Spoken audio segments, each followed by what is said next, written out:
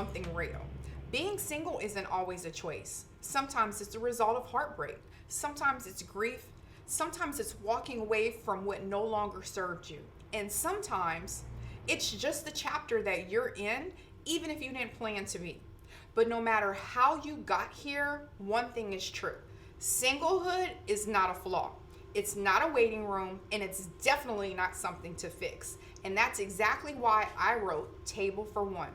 This book is for people doing life on their own, by choice, by circumstance, or by survival. It's for anyone who's ever felt the emotional weight of doing everything alone. The ones who are tired, strong, and still showing up. Inside this book, I share 5 powerful ways to thrive in your solo season. We talk about managing solo fatigue. We talk about how to celebrate your wins, especially when no one else sees them. We talk about solo travel, healing, self-love, and how to live fully, even without a +1. Because you don't have to put your life on pause while waiting for someone else to show up. You're already worthy.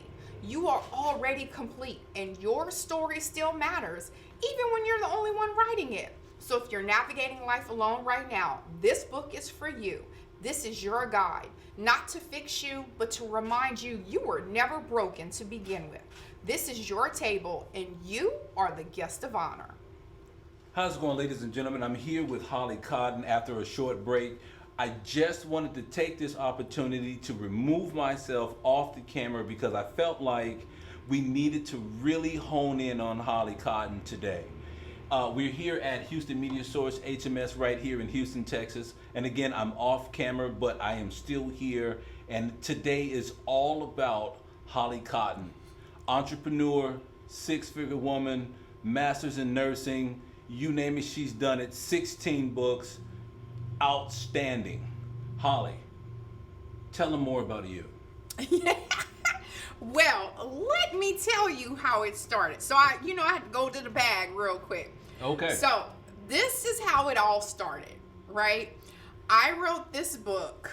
But when I look at it and I read it now, I'm like, okay, well, it wasn't that bad with font.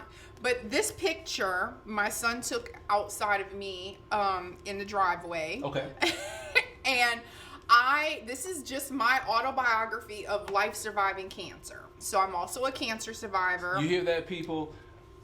Everyone does not make it when it comes to talking about dealing with cancer. Mm-hmm. You're looking at a cancer survivor. She has a full head of hair. It is not a joke. I lost my mom to cancer. She's still here. I am. And so 2012 was when I was diagnosed. And so what happened was I used to go and, especially breast cancer awareness month, I would be in these rooms and I would be on panels talking about my story, sharing my story. I was like, you know what? I should write a book about my story because I could reach more people with my story. So I just decided in 2019 to write this book. Like I said, I had a closet in my bedroom that I converted to an office. So I would just be, I just would be in there because I liked that it was closed up and I could shut the door, and it made me feel like I was in a little cubicle and I was by myself. Yes, I hate the open offices. Like, I like to feel that I'm in a real office. Wait, this had to be some huge walk-in closet. No, it was just like a regular. It was probably like the size of this desk right here. So it wasn't huge, I promise. Wow. Just a little middle class, regular house, nothing big. So I just started writing my story. I had told it so many times, and then I figured out how to put that into, a book, and I formatted it. Like I said, I figured out how to do everything on my own. I did it all by myself. I created, a table of content. I formatted it, published it myself, did self-publishing, did global distribution. So this book is still sold everywhere that sells books. So even if you go on Walmart.com, this book that I wrote that was published in 2020 is still available anywhere. So It's called Strong is More Than Muscles, because I always tell the story of when I was put in that situation, I realized that it wasn't the physical strength that could change me and that could save me. It had to be the emotional strength. I had to change the way that I felt, the way that I thought about things, the way that my perspective was. And so that's pretty much it. So this is the first book. This is where it all started 5 years ago. Okay. And that's the trajectory. And then this is the last book that I just wrote, which is my first novel. It's called Borrowed Tomorrows, and I've figured out how to actually make, into chapter books now, and this is my first novel, so this actually tells the story of a tycoon called Jacob Ray, Okay. who basically was living life on his own terms. He was a CEO, he was very successful, and he got diagnosed with cancer. And so it tells the story of how he thought that if he did good deeds, that it would give him another tomorrow. So it was like that whole pay it forward aspect of it. Okay. Yeah, but it tells the story of, him as a tycoon getting diagnosed, doing this, and then his first thing that he did that was to sort of change the narrative for someone else.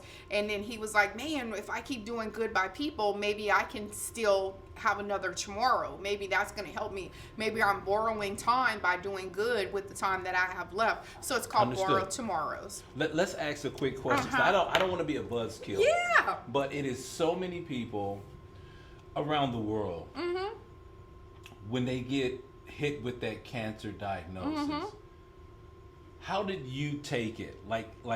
How did it make you feel? How did you take it? To me, you seem like someone who is very aggressive in saying, hey, it happened. I'm going to tackle this. I'm going to make the best of it. Is that what happened? What's your story with that? Yeah, so I honestly, that's my story with everything in life. Like, I've never been the one where I get an obstacle and then I'm like, oh my gosh, I can't go any further. I'm always the one that looks at the tree in the road like, okay, so what? I got to go buy a chainsaw and cut the tree out. Okay. I got to drag the tree. How am I going to get past this obstacle? I'm never like, oh, can't go that way.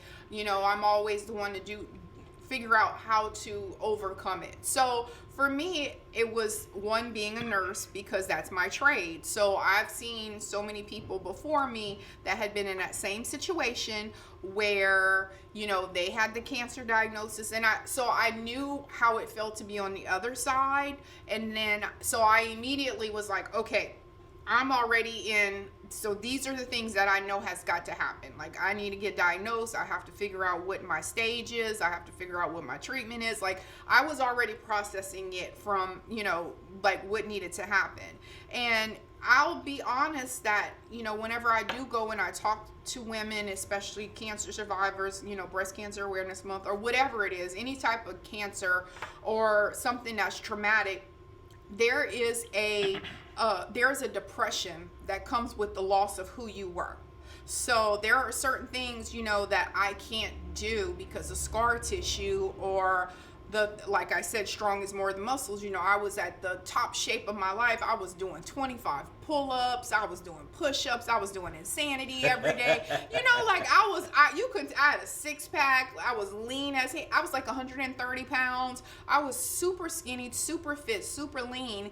And, to have all of that taken away to where now you don't even know if you're going to live or die is very humbling. And, there's a loss of function. There's a loss of the things that you were able to do. There's scars that come with cancer that, you don't look the same. You don't have the confidence that you had before. So you have to go through a grieving process, just like if you were losing someone that you love, because you have to grieve and allow yourself to accept the loss of who you were and now who you're going to be after. So I always say it's life after. So you have the opportunity, if you still are blessed to be here, how are you going to define life after? And so for me, that trajectory was, I'm not going to have the rest of my life being miserable or stressing about this or doing this, like just the little things that I had before. I was like, no way, you will never have that Holly version of me again. Like, this Holly is going to appreciate the time that she has left. And again, being in this circle, I see so many people who, my best friend that was diagnosed with prostate cancer, that fought it for 16 years, just finally died. Like, he just died. He got a reoccurrence in December, tried chemo, tried stuff, and then eventually he had to go on hospice. But I mean, for 16 years, he's been going ups and down, and I spoke at his funeral last month. Like, that was just, like, that was so humbling for me, and it just made me appreciate that, like, wow, I'm still here. But again, you know, we can all not be here. So why are you staying in this like sedentary lifestyle? Why are you not doing the things that you want to do? Why are you not betting on yourself? Why are you not being adventurous? Why are you not smelling the roses or going to do the things that you want to do? And that's why even whenever we went, and Daniel had interviewed me, and he was like, well, I know, you know, you do so many things. Everyone always wants to know, like, what does Holly Cotton do for fun? And I always say, my life is fun. I don't live a life that I need a break from. Everything I do in my life, I love doing. Even when it's stressful, I still love doing it. And we all have that power. Do what you love to do. Yes, I need to pay bills. Yes, I need to do certain things. Everything that I do is what I want to do in some sort of way. Let me ask you a question. Do you feel that it's okay for people to reinvent themselves? Yes, I just reinvented myself last night. I'm telling you, I was like, you know what? I made my little course for my book, because now everyone wants to know, well, shoot, how can I write a book? So I wrote a book, Ink and Imagination. Then I made an e-course about it as well. Like, hey, if you don't feel like reading my book, I've made it into some slides. I made you some videos. And then last night I was like, I need to go one step further. How can I integrate AI into this as well? So I built me a Hollybot last night, which is like my virtual assistant. So when you buy my course, now you can have access to the Hollybot. So if you are stumped with your outline, if you're stumped with whatever, you know, now you have access to that Hollybot for buying my course. I have to say, I love that. The Hollybot sounds like... it sounds like a dream come true. Because I can't be everywhere all the time, you know, so I got to do something. It is a very, very catchy name. I love that. Well, again, and it's reinvent yourself. And I don't think that, like, for me, doing so many things, I don't think that it's necessarily reinventing something. I think that it's more of, now that I came with my life after, that was my reinvention. My reinvention was not, I did this, but now I'm going to do this. My reinvention was, I did this, now how can I add to that? You know, and Understood. I think, like, everyone thinks that you have to completely stop doing one thing in order to add something to it. You know, and I give the analogy whenever I am speaking, I always say that, you know, everything that you do is a star in your universe. So when you look at your universe, you can have a black hole, meaning you did nothing. You just lived a life. You have one star. It was that one star. You know what I mean? Or you can have a Milky Way. You can build your own galaxy.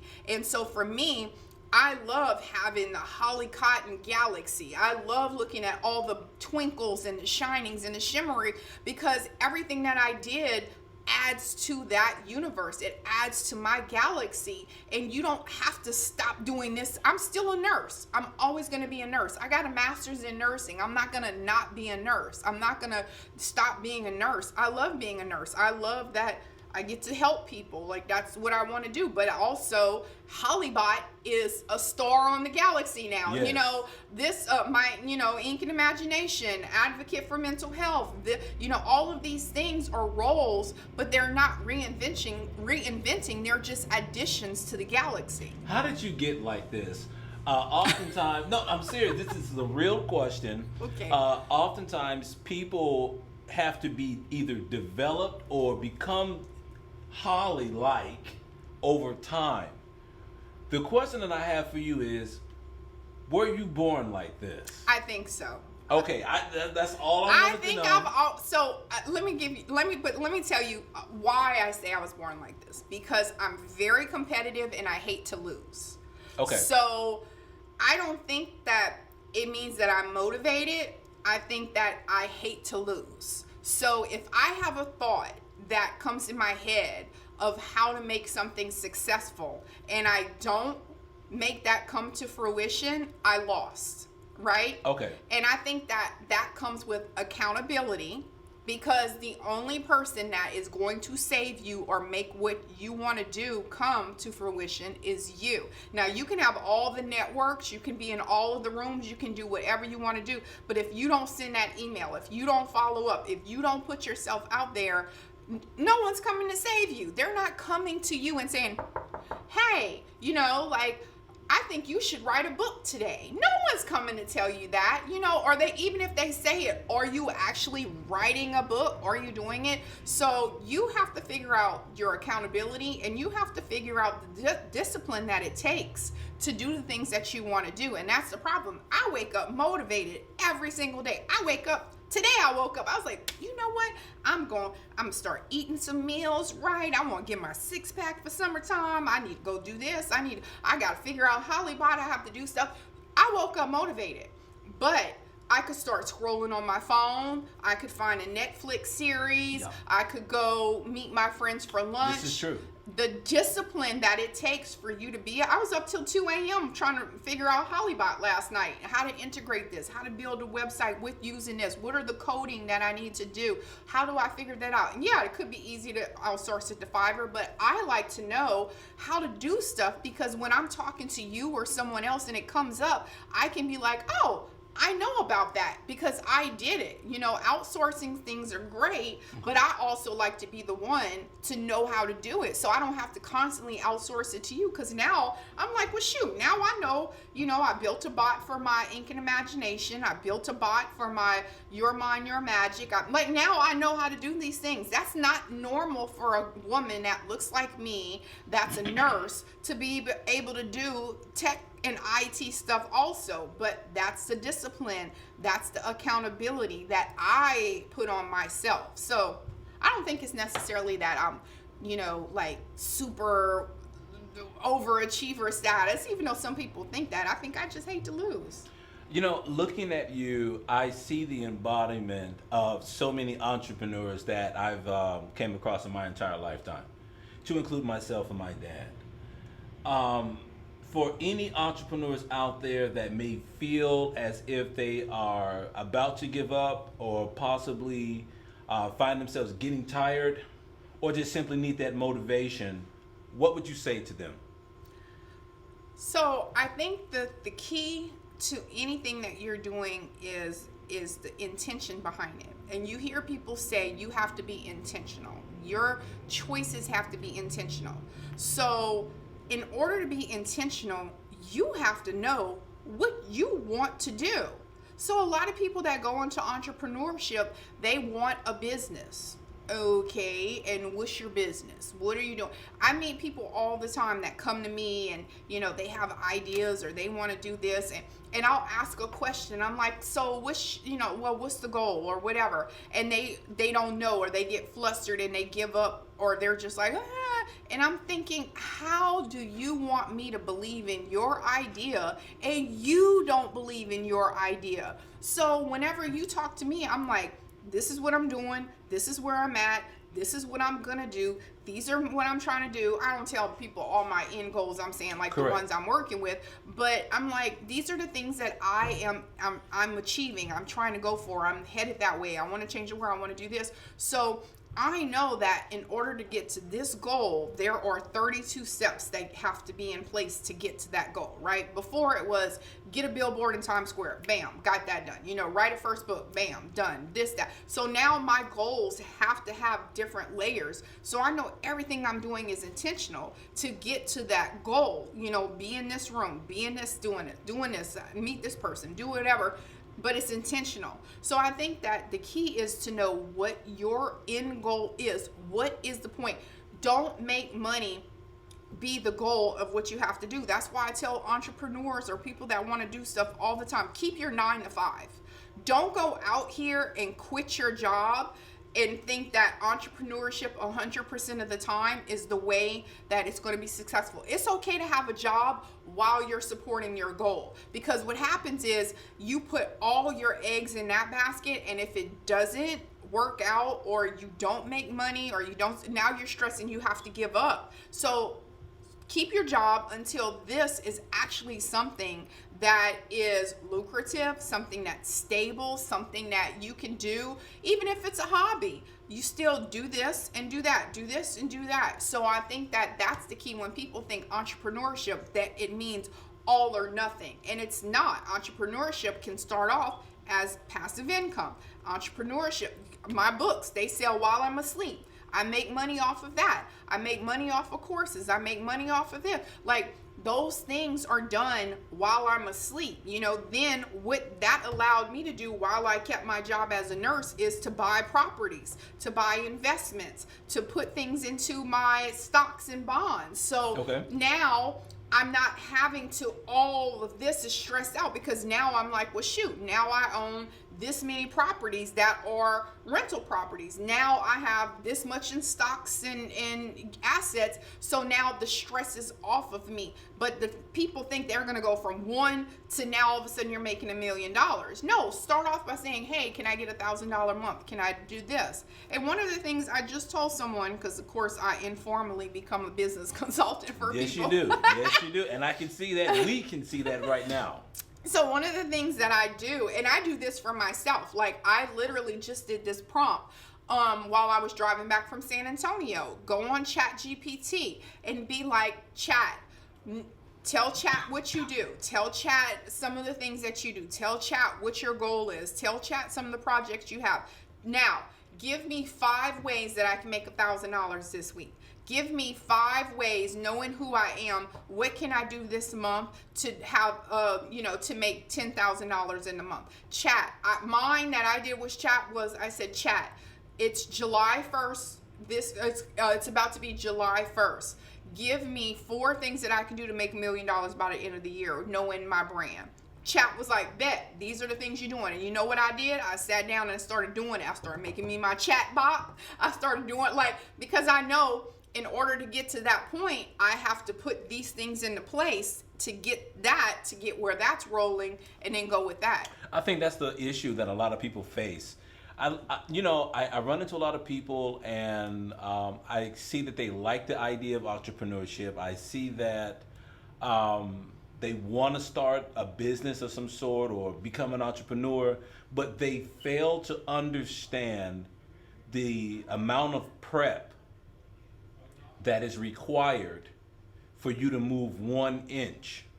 And you just described it perfectly, where you were up to 2 o'clock this morning working on something that's supposed to bring you a benefit that you are expecting by the end of the year. Mm-hmm. So that's roughly 6 months out. That was last night. You see what I'm saying? So I've run across several people who say, hey, I like what you do. I want to run a camera, right? As a journalist, photojournalist. And I'll say, okay, just like you would say, this is what you need to do. And as you stated in the previous segment, you come back, did you do it? And they got nothing. Nothing. And, for me, it's almost a disappointment. I do see it as a waste of my time sometimes, even talking to some people. But I do understand that it is a huge disappointment as a human being to want to do something, but neglect willfully to take the steps to execute on the function. As far you know how many outlines I've given people? Like, I've literally sat down. I've helped them integrate AI. I've shown them how to do this without me. I've shown them, let's come up, let's start, let's do an outline, at least get something. What is your book about? Well, I want it to be about such and such. Okay, let's start with an outline. Okay. So I'll come back in 3 months. You still haven't done the outline. Let me tell you, how do you deal with that? It's not my problem. I'm just like, oh, okay, bet. Wow. I'm just like, okay, fine. good luck with that, and now I'm just like, well, whenever you decide to start, I have an e-course now that you can take that'll help you go through that process. Because baby, you're not getting no more free information from me. That's now you better go $39.97.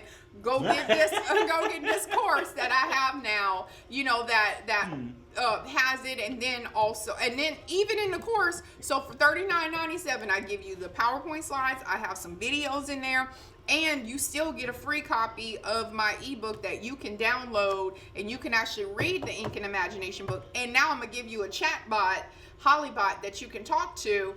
And for $39.97, I'm not giving no more free information. None. You better go talk to Hollybot. You have to excuse me because I'm back here laughing because I like the fact that you have an alternative solution for people who are either hard-headed or lack the discipline to get started. Because I'm tired. I believe that to be the case and true. What's next on the table for Holly Cotton? Oh my gosh, I have so many things. I don't talk about what I got. I know. Okay. The devil loves to destroy. I know. So honestly, that's pretty much like what I'm, I have a new book that I'm going to be working on. My goal is to have that done by the end of the year, and that's Why Not Me. And so that's kind of where I am right now. And then I'm just want to push my course, about how to write a book. And then also, I have developed this platform because 4 of my books are about single life. Because, my first book that I wrote, Somebody's Wife or Not, it was about, I was coming from a place where I had been in a 17-year marriage. I was meeting people that were married for, 20 years, their kids, same thing. Your kids are graduating high school. Now you don't have to do the facade anymore. Like, the kids are grown, So I'm telling you, I'm kidding you not. Like, that's how a lot of people get divorced and after their kids graduate, because they're like, shoosh. I'm done. We did what we did. We got them through high school. We stuck together as a family unit, and now I want to go and I want to have a chance to live my life now. I've given 20 years to this, and now I want to go. So when I started talking to people, I was doing like interviews with people, just try to get stuff. And so I wrote Somebody's Wife or Not, and I was like discovering self-love and single life because I was seeing these themes about dating, and it was just a bunch of stuff, right? So then after that, I wrote Don't Call Them, which was a guide about how to break up, like quit going back to the wound that hurt you. So I have little things. I have a self-help book is right here because I keep me a copy.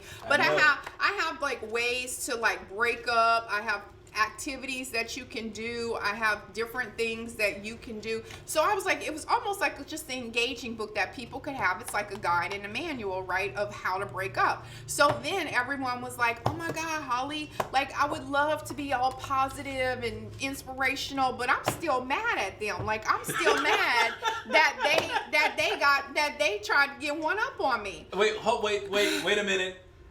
Does that say F them, say it, mean it, move on? That does say that. That is an exceptionally bold title. Yes. So this is a book that I wrote that it's about, so it'll have like, it has like a little scenario in there of like somebody who did something. And then it has affirmations. F them and their half-ass love. If they couldn't give you what you needed, they weren't meant for you. The right person will meet your standards without hesitation.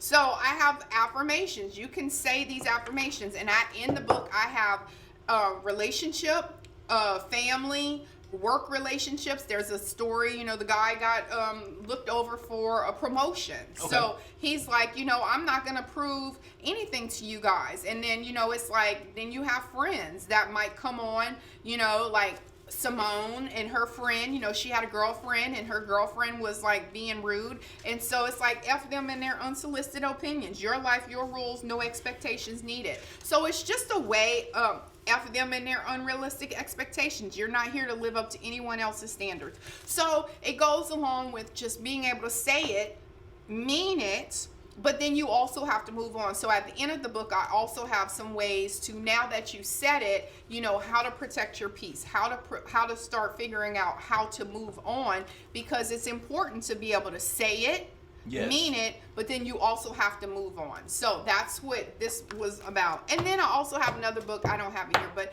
it's called The Morning After, The Worst Day of Your Life. I know I have, it's so heavy. We're fine. I'm over here looking and I'm sorting through the stack and I'm counting. Yes. I'm counting 1, 2, 3.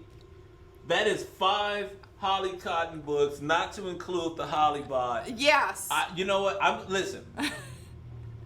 I may not agree with everything everyone says, but I will say this.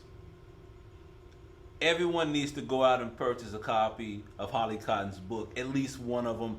Find one that pertains to your situation and your life at hand as it currently stands. I also have one for that. pets too. So if your dog can read, this one is called, it's Affirmation for Pets. It's in diachromatic colors. So if none of these books are there, you want to give some sweet, heartwarming tales to your dog, which people love this book too. You can actually read to your dog. He can see the colors. I read it to my dog. It goes and it says, it tells your dog, thank you. When I come home from work tired, your wiggling tail or gentle purr brightens my day. See, so you can read to your pet. Because some people are serious about them pets too instead of the kids. You know what people are. So I got y'all two pet owners. That is revolutionary. I've never seen, and I guarantee you've never seen a pet book, okay? Positive tales. Positive tales, because they deserve positive tales as well. Fantastic title. Holly, I have got to say it is an absolute Don't worry, pleasure I'll be to back. have you We'll here. talk about some good stuff next time. That ain't about me. No, it's always going to be about you. I think people are very much so looking forward to that. And again, thank you for coming on to VEDA Communications LLC. And I'm looking forward to the next one, and I know they are looking forward to the next one as well. Thank you. I'm glad to be here. Thank you.